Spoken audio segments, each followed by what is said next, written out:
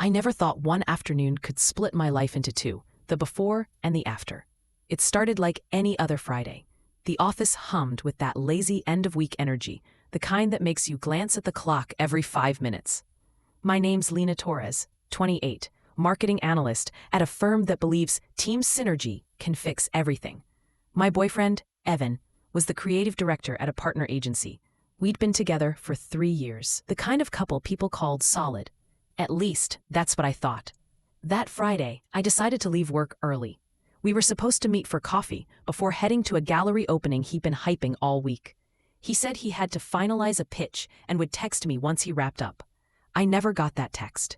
Instead, I got a gut feeling, the kind you can't explain, the sudden urge to see for yourself. So I took a cab to Cafe Miro, our spot.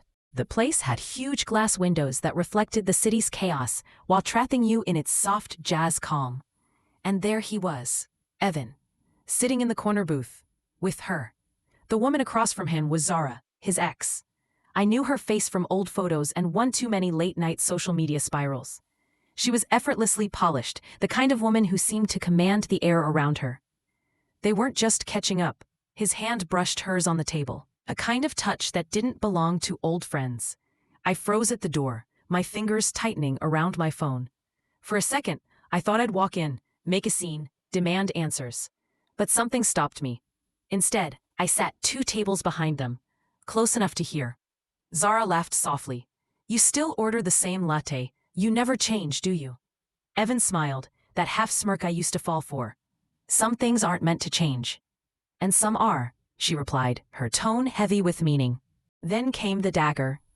"I still think about that night in Madrid," Zara said. "Do you ever?" Evan didn't look away. "More often than I should." My stomach dropped. I couldn't breathe. My ears rang. I was watching my life unravel, quietly, politely, between sips of coffee. When Zara left, Evan sat there for a minute, typing something on his phone. Then he smiled, the same way he smiled at me when we first met, and walked out. That night, I didn't confront him. I couldn't. Instead, I started collecting pieces, digital, emotional, physical. Screenshots of texts, photos from her public Instagram stories, timestamps that matched his late nights at work. The more I found, the more the puzzle formed an image I didn't want to see. 2 weeks later, my company announced a joint marketing project with his agency. We'd be collaborating and presenting together. That's when something inside me snapped. If he wanted to build lies in private, I'd show him what truth looked like. A day of the presentation came fast. The conference hall was filled with executives, clients, and creatives, all waiting for the power couple's big pitch. Evan walked in looking confident, wearing that dark navy suit I'd bought him for his last birthday. I wore black, not by coincidence. He gave me a quick smile before we began, as if nothing was wrong. As if I hadn't watched him touch someone else like I didn't exist. We moved through the slides, each line rehearsed, every gesture choreographed. But halfway through, I switched to a different file, one I'd prepared the night before. The title on the screen read, "The Truth Behind the Pitch." Evan froze. "Lena, what's this?" I smiled. "Just transparency, Evan. Isn't that what good branding is all about?" The room fell silent. I clicked the next slide. It showed a screenshot of a message. His message to Zara. "Wish you were here instead of her. Everything feels fake lately." Gasps echoed across the room. My voice didn't shake. Sometimes we sell the illusion of trust, but behind closed doors, the brand collapses. Evan tried to stop me, his voice low. "Lena, enough." "Not yet," I said. "You said you wanted to build something real. Let's be real." The next few slides showed blurred photos, time-stamped chats, and a snippet of Zara's story, with his reflection in the background. By the time I ended, no one clapped. The silence was louder than any applause could have been. Evan stood there, pale and wordless. I closed the laptop, walked out, and didn't look back. That night, my phone exploded with messages. Colleagues, friends, even strangers who'd heard whispers about the presentation meltdown. I didn't reply to any of them. I turned it off and walked aimlessly through the city. Rain began to fall, soft at first, then heavy, the kind that feels cleansing until it turns cold. I stopped by the river, watching lights ripple across the water. My reflection looked unfamiliar, strong maybe, but also hollow. I'd exposed him. I'd burned the lie. But the ashes still smelled like love. Days turned into weeks. The scandal spread through the industry like wildfire. Evan's agency dropped him to maintain reputation. Zara deleted her accounts. I thought I'd feel victorious. Instead, I felt empty. One evening, I got a letter. Not an email. An actual letter. Delivered to my apartment. It was from Evan. Lena, you got what you wanted. Everyone knows. I lost everything. My job, my credibility, even the person I thought I was. But I guess that's fair. I broke something too. Still, I hope someday you'll remember we were more than just what I destroyed. I folded the letter and placed it in the drawer with the rest of the evidence. The digital scars of what we once were. Then one night, I went back to Cafe Miro, the same seat, the same rain tapping against the glass. I watched strangers walk in and out, laughing, arguing, living. The world had moved on. Maybe it was time I did too. But as I reached for my cup, my phone buzzed. A new message from an unknown number. We need to talk. It's about Evan. No name, no context, just those words. My heartbeat quickened. Against every rational thought, I replied, "Who is this?" 3 dots appeared, then vanished, then reappeared. Finally, Zara. I stared at the screen, a chill crawling up my spine. She sent one more message. "You think you know everything, Lena, but you don't." He wasn't the only one lying. And just like that, the world I thought I'd burned down flickered back to life. Darker, sharper, and more dangerous than before. I stared at Zara's last message for a long time. The words blurred until the screen went dark.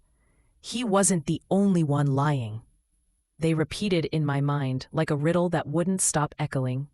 For days, I didn't respond. I couldn't. I wanted peace, not more answers that would drag me back into the ruins I tried to escape. But curiosity has its own pulse. It grows in silence, feeding on what's left of doubt. 3 notes later, I found myself outside an apartment I didn't recognize. Zara's. She'd sent me the address, no explanation. I almost turned around, but she opened the door before I could decide. She looked different. Tired, worn, softer than I remembered. The sharp edges were gone. "I didn't come here for closure," I said quietly. "I know," she replied. "You came for truth." Inside, everything smelled of burnt coffee and lavender. There were unopened boxes in the corner, and half a wine bottle on the counter. She gestured for me to sit. I didn't. "What did you mean?" I asked. "When you said he wasn't the only one lying." Zara took a deep breath.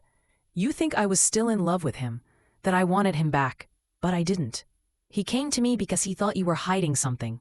My chest tightened. "Hiding what?" "Your promotion," she said, looking me straight in the eyes. "The one you got after he helped you land the Greenfield contract. He told me you took credit for the pitch he wrote." I froze. I hadn't expected that. "That's not true." "Isn't it?" she asked softly. "He showed me the drafts, the timing. You didn't correct him when the firm praised you, did you?" I opened my mouth, then closed it again. Because she was right, at least partly. Evan had written most of that pitch in the early days of our relationship. I'd polished it, presented it, owned it.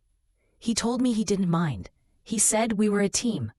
But maybe that was the first lie, the one we both agreed to believe. Zara's voice broke through my thoughts. "He wasn't perfect, God no, but he wasn't heartless either.